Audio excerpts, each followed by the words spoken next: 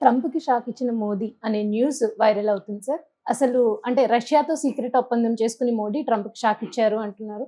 ఆ Russia secret ఒప్పందం ఏంటి సార్? అంత షాక్ ఫీల్ అయ్యే అంటే ట్రంపే షాక్ ఫీల్ అయ్యేటంత విషయం ఏముంది అందులో? ట్రంప్ అయినా ఎవడైనా ఇవాళ ఏందంటే అదేదో సింగిల్ రౌడీ అనేది ప్రపంచంలో లేడు. నేనే రౌడీ, నేనే దాదా, హ్మ్. అందరూ నాకు భయపడాలనే వ్యవహారం ఇవాళ కుదరదు. ఇదేందంటే ఇంతకుముందు అలాగా ఉండొచ్చు గానీ, హ్మ్. ఇవాళ అమెరికా భయపడితే పోయే పరిస్థితిలో మిగతా దేశాలు లేవు. దానివల్ల అమెరికా భయపెట్టినా గూడా అమెరికాకు గూడా ప్రాబ్లమ్స్ ఉన్నాయి. హ్మ్. సరే, బేసిక్‌గా ఏందంటే నిజంగా మోడీ ట్రంప్‌ని హ్మ్. ఈ ధిక్కరిస్తున్నాడు. స్థాయిలో షాక్ హ్మ్. ఇచ్చాడా అంటే ఖచ్చితంగా మోడీ పద్ధతిలో షాక్ మోడీ కూడా ఇస్తాడు. ఓకే. మోడీనే కాదు, చిన్న చిన్న దేశాలు మెక్సికో, బ్రెజిలు, హ్మ్. కొలంబియా, కెనడా వీళ్ళు కూడా ట్రంప్‌కి షాక్ ఇస్తూనే ఉన్నారు. హ్మ్. ట్రంప్ ఏమి షాకులకు అతీతుడిగా అతనే అందరికి షాకులు ఇస్తాడు, అతనికి హ్మ్. ఎవరు ఇవ్వలేరు అనేది ఏం లేదు. సరే, అసలు ఏం జరిగిందనేది అవును చూద్దాం సార్. బ్రీఫ్‌గా. ట్రంప్ వచ్చినాక ప్రధానంగా 2 అంశాల్లో ఆయన ప్రపంచానికి షాక్ ఇవ్వడానికి హ్మ్. బయలుదేరాడు. హ్మ్. ఆ 2 ఏందంటే, ఒకటి ఇమ్మిగ్రేషన్, హ్మ్. వలసలు. అమెరికా అంటేనే ఎక్కువ మంది వలసలు వెళ్ళి అక్కడ అమెరికాలో ప్రతి ఒక్కరికి ప్రపంచంలో కల ఏందంటే అమెరికన్ డ్రీమ్ అంటారు. అవును సార్. అమెరికాకెళ్ళి డాలర్‌లో హ్మ్. అమెరికన్ డ్రీమ్ అంటే నథింగ్. డాలర్‌కి డాలర్‌లతో వాల్యూ ఉంటది. అవును సార్. ప్రపంచంలో ఎక్కడైనా డాలర్‌కి వాల్యూ ఉంటది కాబట్టి హ్మ్. డాలర్ల సంపాదనే. హ్మ్. అది పోతే మళ్ళీ ఎవడు అమెరికాకెళ్ళడు. హ్మ్. సో, దానివల్ల అమెరికాకెళ్ళాలని ఉంటది. అట్లా ఇల్లీగల్ ఇమ్మిగ్రెంట్స్ కూడా 13,00,000 మంది ఉన్నారని ఐడెంటిఫై చేశారు. అందులో ఇండియన్స్‌ది కూడా 2,20,000 మందని, అందులో 18,000 ఇప్పుడు గుర్తించి పంపించమని, మీరు తీసుకెళ్ళండి అని అమెరికా చెప్పింది. హ్మ్. దానికి సంబంధించి ఆల్రెడీ నిన్న మన మిలిటరీ ఫ్లైట్ వెళ్ళి దాదాపు 500-600 మందిని తీసుకొని వస్తుందని చెప్తున్నారు. హ్మ్. అలాగే మనోళ్ళు విడతల వారీగా వాళ్ళని తీసుకొస్తారు 18,000 మందిని. సో, అది ఒక అంశం. రెండోది లీగల్ ఇమ్మిగ్రెంట్స్. అంటే హెచ్-1బీ వీసాలని కట్ చేయడం, తగ్గిచ్చేయడం హ్మ్. సంఖ్య. సంవత్సరానికి 75,000 కంటే ఎక్కువ లేకుండా అవును చూసుకోవడం సార్. వాళ్ళు.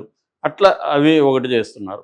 అట్లాగే మన వాళ్ళు స్టూడెంట్ ఎఫ్-1 హ్మ్. వీసా, ఎం-1 వీసాలు 2 రకాల స్టూడెంట్ వీసాల మీద అమెరికాకెళ్ళి వాళ్ళేం చేస్తారంటే అక్కడ పార్ట్ టైమ్ జాబ్ చేసుకొని డబ్బులు సంపాదిస్తుంటారు. పార్ట్ టైమ్ జాబ్ చేయడం అనేది వాళ్ళ చట్టం ప్రకారం నిషేధం. కానీ మనోళ్ళు చేస్తుంటారు. దాన్ని కట్ చేస్తున్నారు. దానివల్ల మనకిబ్బంది. సో, ఈ 2 ఇమ్మిగ్రేషన్‌లకి సంబంధించిన ఒక ఇష్యూ. రెండవది టారిఫ్స్. టారిఫ్స్ ఏందంటే 2 రకాలైన కారణాలతో టారిఫ్స్ పెడుతున్నాడు. ఫస్ట్ కారణం ఏందంటే, అమెరికా అనేది ఇంపోర్ట్ ఓరియెంటెడ్ కంట్రీ. హ్మ్. ఇంపోర్ట్‌ల మీద ఎక్కువ డిపెండ్ అయిన కంట్రీ అమెరికా. హ్మ్. ఎందుకంటే వాళ్ళ డాలర్లు వాల్యూ ఎక్కువ కాబట్టి, వాళ్ళు పండించేదానికంటే ఇంపోర్ట్ చేసుకుంటే వాళ్ళకి చీప్ అనమాట. అవును సార్. అందుకని వాళ్ళేం చేస్తారంటే కూరగాయల దగ్గర నుంచి, హ్మ్. ఎలక్ట్రానిక్ గూడ్స్ నుంచి, మిలిటరీ విడిభాగాల నుంచి అనేక సేవల్ని, గూడ్స్ అండ్ సర్వీసెస్‌ని ఇంపోర్ట్ ఇంపోర్ట్ చేసుకుంటది. చేసుకుంటారు. దానివల్ల ఏం చేస్తున్నారంటే అమెరికాలో ఉండే మ్యానుఫ్యాక్చరింగ్ సెక్టర్ దెబ్బతింటుంది. అంటే హ్మ్. ప్రపంచవ్యాప్తంగా అనేక దేశాల నుంచి ఇంపోర్ట్స్ అనేవి ఫర్ ఎగ్జాంపుల్ ఆహ్, మనం గూడా ఇంపోర్ట్ చేస్తున్నాం హ్మ్. అమెరికాకి. కాకపోతే మన ఇంపోర్ట్స్ అనేవి తక్కువ. ఎక్స్‌పోర్ట్‌లెక్కువ. అవును అమెరికా సార్. నుంచి మనం ఇంపోర్ట్ చేసుకునేది ఎక్కువ. హ్మ్. 18% మన టోటల్ ఇంపోర్ట్స్‌లో అమెరికా నుంచి వస్తున్నాయి. హ్మ్. ఎక్స్‌పోర్ట్‌లో అమెరికాకు మనం తక్కువ. కానీ చైనా ఎక్కువ. హ్మ్. చైనా అనేదేంటి ఎక్స్‌పోర్ట్ ఓరియెంటెడ్ హ్మ్. కంట్రీ. అమెరికాకి రివర్స్. వాళ్ళు ఎక్స్‌పోర్ట్‌ల మీద హ్మ్. డిపెండ్ అయిన అవును ఎకానమీ సార్. ఉన్న కంట్రీ అది చైనా. సో, ఇప్పుడేమైందంటే అందువల్ల ఇతనేం చేస్తున్నాడంటే, ఈ అమెరికా నుంచి వేరే దేశాలు తీసుకుంటారు గదా! వాళ్ళు టారిఫ్స్ చేస్తున్నారు. ఫర్ హ్మ్. ఎగ్జాంపుల్ అమెరికా నుంచి మనం ఇంపోర్ట్ చేసుకునే దాని మీద మనం సుంకాలు విధిస్తున్నాం. అది ట్రంప్‌కి కోపముంది. అందుకనే ఇండియాని టారిఫ్ కింగ్ అని, టారిఫ్ అబ్యూజర్ అని రకరకాల పేర్లతో పిలిచాడు. హ్మ్. దీంతో ఇప్పుడు ట్రంప్ ముందు నుంచి కూడా ఏందంటే, టారిఫ్స్ నేను విధిస్తాను. టారిఫ్ అనే పదం నాకు డిక్షనరీలో మోస్ట్ ఇంపార్టెంట్ పదం హ్మ్. అని అతను ప్రకటించాడు. ఐ లవ్ టారిఫ్స్ అని అనేక సార్లు చెప్పాడు. సో, టారిఫ్స్ విధిస్తానని చెప్పాడు. ఇదొక కారణం. టారిఫ్స్ విధించడానికి ఆర్థికపరమైన కారణాలలో హ్మ్. ఇదొకటి. రెండవది, అమెరికాలో డ్రగ్స్ యూజ్ అనేది విపరీతంగా ఉంటది. అందువల్ల ఈ అమెరికాలో డ్రగ్స్ వల్ల దాదాపు ఫర్ ఎగ్జాంపుల్ 2023లో 1,07,000 మంది చనిపోయారు అమెరికాలో. ఈ హ్మ్. డ్రగ్స్ ఓవర్‌డోస్ హ్మ్. Of drug usage. అందులో 70% ఫెంటానిల్ అనే ఒక డ్రగ్ అనమాట. ఈ ఫెంటానిల్ సప్లై చేసే దేశాలు లేదా డ్రగ్స్ సప్లై చేసే హ్మ్. దేశాల మీద కూడా సుంకాలు విధిస్తాను, మీరు గాని అది ఆపకపోతే అనేది కూడా కారణం అన్నమాట. సుంకాలు విధించడానికి బ్రాడ్గా ఈ 2 ప్రధాన కారణాలు. సో ఈ ఫెంటానిల్ ఎక్కడెక్కడ నుంచి, కెనడా నుంచి వస్తుంది, చైనా నుంచి వస్తుంది, మెక్సికో నుంచి ఇంకా ఫెంటానిల్లే కాదు క్రిమినల్స్ కూడా అక్కడికి వచ్చేస్తున్నారు. అక్కడ లాటిన్ అమెరికాలో డ్రగ్ కార్టెల్స్ అంటారు. దీని మీద సినిమాలు, వెబ్ సిరీస్ చాలా వచ్చాయి. ఈ డ్రగ్ కార్టెల్ వాళ్ళకి ఇదే పని, డ్రగ్స్ని పండించడం, దాని మీద అమెరికాకి పంపించడం. ఎందుకంటే అమెరికా డాలర్లో డబ్బులు వస్తుంది కదా. సో ఇలాగా చేస్తుంటే ట్రంప్ ఏం చేస్తున్నాడంటే దీన్ని కట్ చేయాలంటే మీరు కార్టెల్స్ని కంట్రోల్ చేయండి, మా దేశంలోకి డ్రగ్స్ని రానివ్వకుండా మీరు బాధ్యత వహించండి అనేది పెడుతున్నాడు. ట్రంప్ వైపు చూసినప్పుడు ఇదంతా కరెక్టే. ఎందుకంటే ఆయనకి అమెరికా ఫస్ట్ అనే పాలసీ, మగా అంటారు. మగా అంటే మేకింగ్ అమెరికా గ్రేట్ అగైన్ అనేది ఆయన థియరీ.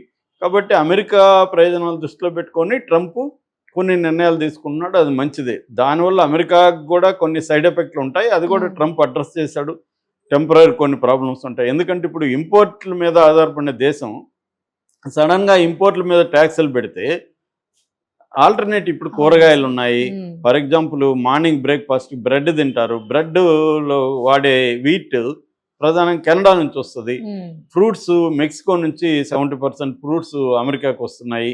ఇలాగ రకరకాలుగా ఫుడ్ దగ్గర నుంచి అనేక డైలీ లైఫ్లో అనేక గూడ్స్ ఇంపోర్ట్ చేసుకోవాలి. ఇప్పుడు ఏం చేశాడు ట్రంప్ రాగానే మెక్సికో మీద 25%, కెనడా చైనాల మీద 10% ట్యాక్స్ పెట్టారు. ట్యాక్స్ పెట్టే కాడికి వాళ్ళు 2 రకాలుగా స్పందించారు. ఒకటేమో వాళ్ళు కూడా బెదిరించారు, మేము కూడా మీ వస్తువుల మీద ట్యాక్స్ వేస్తాము, అవన్నీ బెదిరించారు. అయితే అదే సమయంలో చర్చలకు కూడా చెప్పారు. అంటే ఫర్ ఎగ్జాంపుల్ మెక్సికో మేము ఒక $10,000 ఎంతో ఖర్చు పెట్టి ఇక్కడ బార్డర్లో కార్టెల్స్ని వీటిని అన్నిటిని ఆపుతామని చెప్పారు. కెనడా కూడా మేము దానికి ఒక పాలసీ రూపొందించి బార్డర్లో కంట్రోల్స్ పెడతామని కెనడా చెప్పింది. చైనా ఏమో ఒక పక్క బెదిరించింది, రెండో పక్క చైనా కూడా చర్చలకి రెడీ అయింది. ఇలాగా వచ్చేసరికి ట్రంప్ కూడా ఒక అడుగు వెనక్కి తగ్గి ఈ ఆంక్షల్ని, ఈ టారిఫ్స్ని 1 month బ్రేక్ ఇచ్చేశాడు. నిన్ననే అనౌన్స్ చేశాడు 1 month బ్రేక్ ఇస్తున్నాను. అంటే ట్రంప్కి కూడా ఏంటంటే, ట్రంప్కి కూడా దీని కాన్సిక్వెన్సెస్, ఇప్పుడు నేను నిన్ను బెదిరిస్తే నీకొకటికే నాకు కూడా నష్టం ఉంటుంది అనేది ట్రంప్కి తెలియక కాదు, తెలుసు. అతని పేరే ట్రాన్సాక్షనల్ ప్రెసిడెంట్ అంటారు. అతన్ని ట్రాన్సాక్షన్స్ని ఎలా నడపాలి, వ్యాపార లావాదేవీలు ఎలా నడపాలి, సక్సెస్ఫుల్ వ్యాపారవేత్త అతను. కాబట్టి పట్టువిడుపులు లేకుండా ఎవడు కూడా వ్యాపారవేత్త కాలేడు. అందుకని అతను ఏంటంటే బెదిరించి ముందు థ్రెట్ ఇవ్వాలి. థ్రెట్ ఇచ్చినప్పుడు టేబుల్ మీదకి వాళ్ళు వస్తారు. వచ్చినప్పుడు నీ డిమాండ్స్ నువ్వు పెట్టాలి. ఇది వాళ్ళ డిమాండ్స్ వాళ్ళకు ఉంటాయి. నువ్వు కొద్దిగా ఒకడుగు ముందుకేసి నువ్వు కొంచెం ఇది చేయాలి, వాళ్ళని కొంత ముందుకు రమ్మనేయాలి. ఇలాగా అనేది అతని పాలసీ. రెండోది అతనికి 2 రకాల ప్రయోజనాలు. ఒకటి అమెరికన్ ఎకనామిక్ ప్రయోజనాలు, 2 తన పొలిటికల్ ప్రయోజనాలు. పొలిటికల్ ప్రయోజనాల కోసమే ఈ హడావిడి క్రియేట్ చేస్తున్నాడు. ఎకనామిక్గా దానివల్ల వచ్చే నష్టం అతనికి కాదు, తెలుసు. అది నెక్స్ట్ స్టేజ్లో అతను చూసుకుంటాడు. ఫస్ట్ స్టేజ్లో బెదిరిస్తాడు ఎకనామిక్. అలాగా ఇప్పుడు చైనా వీళ్ళందరూ కూడా మేము WTO కంప్లైంట్ చేస్తాం అంటే, మనం స్కూల్లో కొట్లాడుకుంటే హెడ్ మాస్టర్ కంప్లైంట్ చేస్తాం. నిజానికి హెడ్ మాస్టర్ ఏం చేయలేడు. WTO అమెరికాని ఏం కంట్రోల్ చేయదు. ఎందుకంటే WTO నుంచి నేను బయటకు వస్తానంటాడు. ఏ ఇంటర్నేషనల్ ఇన్స్టిట్యూట్లు కూడా ఏ దేశాలని కూడా కంట్రోల్ చేసే పరిస్థితి లేదు. పేద దేశాలని మాత్రం చేయగలవు, రిచ్ దేశాలని. ఇప్పుడు రష్యన్ ప్రెసిడెంట్ పుతిన్ని యుద్ధ నేరస్తుడిగా ఇంటర్నేషనల్ కోర్టు డిక్లేర్ చేసింది. వీడు బెంజమిన్ నెతన్యాహుని చేసింది, ఇజ్రాయెల్ని ప్రధానమంత్రిని. ఏమైంది? వాళ్ళకి ఇద్దరికి ఏమైనా శిక్షలు వచ్చాయా? చేసుకుంటారా మీరు, ఎన్ని కావాల్సింది అన్ని చేసుకోండి అని వాళ్ళు ధిక్కరిస్తూనే ఉన్నారు. కాబట్టి అవేమీ జరగవు. కాకపోతే ట్రంప్ అది చేస్తున్నాడు. సో ఇప్పుడు ఇండియా మీద ఇప్పటివరకు చేయలే. February 13th ఇండియా ప్రెసిడెంట్ మన ప్రధానమంత్రి మోడీ ఫ్రాన్స్ నుంచి అమెరికా వెళ్తున్నాడని, అమెరికాలో ట్రంప్ విందిస్తున్నాడని ఇవన్నీ కూడా వార్తలు వస్తున్నాయి. ఇంకా కన్ఫామ్ కాలేదు. సో ట్రంప్ ఆహ్వానించాడు మోడీని. ట్రంప్ కూడా ఏంటంటే ఇండియా అవసరాలు కూడా ట్రంప్కు ఉన్నాయి. ఇండియా ఫర్ ఎగ్జాంపుల్ మన ఎక్స్పోర్ట్లలో 70% ఎక్స్పోర్ట్లు, అమెరికాకి చేసే ఎక్స్పోర్ట్లలో 70% సాఫ్ట్వేర్ రిలేటెడ్ సేవలు, వస్తు సేవలు. సో దాని మీద డిపెండ్ అయింది. అట్లాగే చీప్ లేబర్ కూడా అమెరికాకు అవసరం. ఒక్కసారిగా నువ్వు 1,13,00,000 మందిని బయటికి ధరమేస్తే వాళ్ళ షాపుల్లో, రెస్టారెంట్లలో, పెట్రోల్ బంకుల్లో ఇలాగ రకరకాల చీప్గా పనిచేసే వాళ్ళు ఎక్కడ దొరుకుతారు? అవన్నీ ట్రంప్కి తెలియక కాదు. అవేంటంటే ముందుకు బెదిరించడం, తనకు కావాలని పనులు చేసుకోవడం, ఈ హడావిడి పొలిటికల్గా డ్రామా ఆడడం ఇవన్నీ అతను చేస్తున్నాడు. అయితే దీనివల్ల డిస్టర్బ్ అయితే ఇండియాకి కూడా అవుతుంది. అందుకని ఇండియా ఏం చేస్తుందంటే పోలీలేటరల్ ఒప్పందాలు అనే దానికి తెరదీసింది ఇండియా కూడా. ఒక పక్క ట్రంప్ని మంచిగా ఉంటూనే కొన్ని మొన్న బడ్జెట్లో కూడా అమెరికా నుంచి ఇంపోర్ట్ చేసుకున్న వాటి మీద సుంకాలు తగ్గించింది ఇండియా. కొన్ని రకాల వస్తువుల మీద సుంకాలు తగ్గించింది. ఎందుకంటే టు ప్లీజ్ ద ప్రెసిడెంట్ బాబు మేము తగ్గిస్తున్నాం, మా మీద నువ్వు వేయకు అని చెప్పడానికి కోసం. రెండో పక్క ఇటు రష్యాతో, చైనాతో ఇలాంటి దేశాలతో పోలీలేటరల్ అగ్రిమెంట్లోకి వెళ్తుంది. మొన్ననే చైనాకి మన విదేశాంగ శాఖ కార్యదర్శి వెళ్ళొచ్చాడు, చర్చలు జరుపుతున్నారు. ఆల్రెడీ బార్డర్తో ఒప్పందం చేసుకున్నారు. చైనాతో కూడా మన వాళ్ళు మంచిగా ఉండే కార్యక్రమం చేస్తున్నారు. అట్లాగే రష్యా ఇప్పుడు ఎందుకు రష్యాతో సీక్రెట్ ఒప్పందం వచ్చిందంటే రష్యాకు సంబంధించిన పార్లమెంట్ స్పీకర్ ఇండియాకి వచ్చాడు నిన్న. వ్యాచెస్లావ్ ఒలోడిన్ అని ఆయన ఇండియాకి వచ్చాడు అనమాట. అంటే ఒక పక్క ట్రంప్ ఆంక్షలు విధిస్తున్న టైంలో రష్యా నుంచి పార్లమెంట్ స్పీకర్ మన దేశానికి వచ్చాడంటే అమెరికాని మన వాళ్ళు ధిక్కరిస్తున్నారని కొంత పత్రికలు వ్యాఖ్యానిస్తున్నాయి. అదేమి లేదు. మోడీ ఏంటంటే బ్యాలెన్స్గా ఉంటున్నాడు. అమెరికా మీదనే డిపెండ్ అవ్వకుండా చైనా ప్లస్ పాలసీ అంటారు. చైనా కాకుండా వేరే దేశాలతో ఎలా ఉండాలి, చైనాతో మంచిగా ఎలా ఉండాలి. ఇప్పుడు ఒక్కోసారి ఏమవుతుందంటే ఇందాక కూడా నేను ఎన్డీటీవీ ప్రాఫిట్ డిస్కషన్ చూస్తా ఉన్నా. సో ఎకనామిస్టులు కూడా రెండు రకాలుగా చెప్తున్నారు. ఈ ట్రంప్ చర్యలలో కొన్ని విషయాల్లో ఇండియా నష్టపోతుంది. ఎందుకంటే రూపాయి విలువ ఇప్పుడు దారుణంగా పడిపోయింది. 87 రూపాయల 39 పైసలకి వెళ్ళిపోయింది. మళ్ళీ ఇప్పుడు తగ్గి ఇందాక చూస్తే 86 రూపాయల 93 పైసల్లో ఉంది.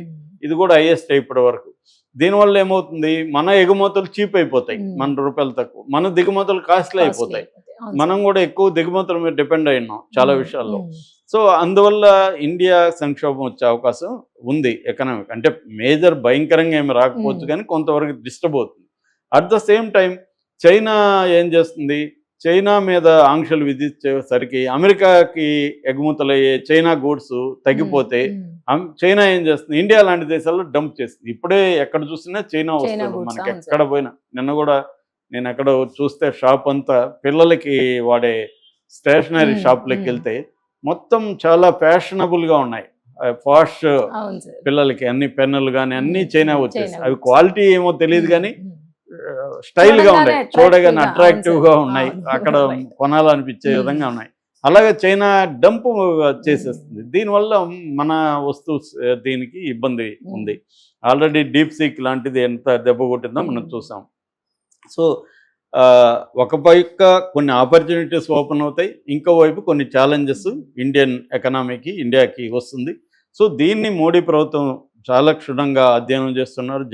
దానికి తగిన విధంగా మోడీ ప్రభుత్వం కూడా మార్చుకోవాలి. ఇప్పుడు జియో పాలిటిక్స్లో కొత్త శత్రువులు ఏర్పడకుండా చూసుకోవాలి, పాత శత్రువులతో కూడా స్నేహం చేయాలి, ఇవన్నీ మారాలి.